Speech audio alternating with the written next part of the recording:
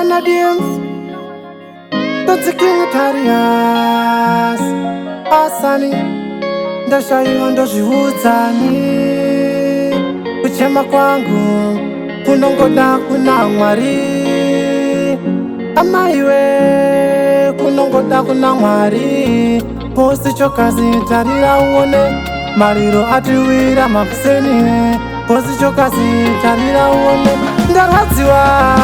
Zviri kungouya mudzangu ndangariro Kana ndikafunga nauye mariro Chinongondibaya mudzangu ndangariro Kana ndikafunga nauye mariro Zviri kungouya mudzangu ndangariro Kana ndikafunga nauye mariro Chinongondibaya mudzangu ndangariro Kana ndikafunga nauye mariro Shashiwa ndapfuma upenyu makasi Tsoro yangu inini Mwari yakajiwa Shuwa here tete vangu tendai Mungandisiya here ndichichema kudai Shashiwa ndapfuma upenyu makasi Tsoro yangu inini Mwari yakajiwa Shashiwa here tete vangu tendai Mungandisiya here ndichichema kudai Zviri kungouya mudzangu ndangariro Kana ndikafunga nauye mariro Chinongondibaya mudzangu ndangariro Kana ndikafunga nauye mariro Zviri kungouya mudzangu ndangariro Kana ndikafunga nauye mariro Chinongondibaya mudzangu ndangariro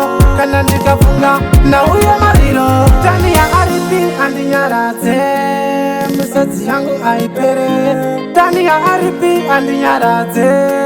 Misodzi yangu aipere Tongoti zorurai murugare Tichasangana nekuda kwenyasha dzaMwari Chinongoti zorurai murugare Tichasanganiswa nekuda kwenyasha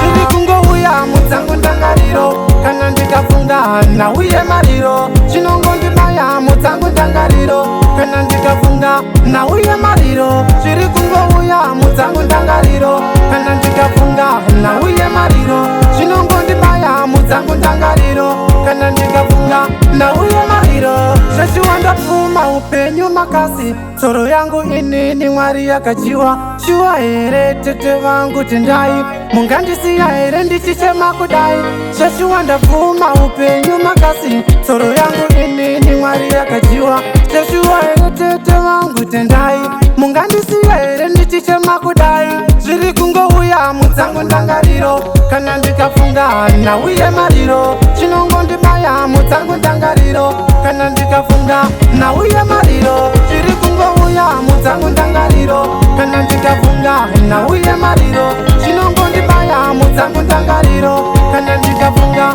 nauye mariro Tani ya aripi andinyaradze Misodzi yangu aipere Tani ya aripi andinyaradze Misodzi yangu aipere Rorai murugare Batete tendai chimbari Tasangana murugare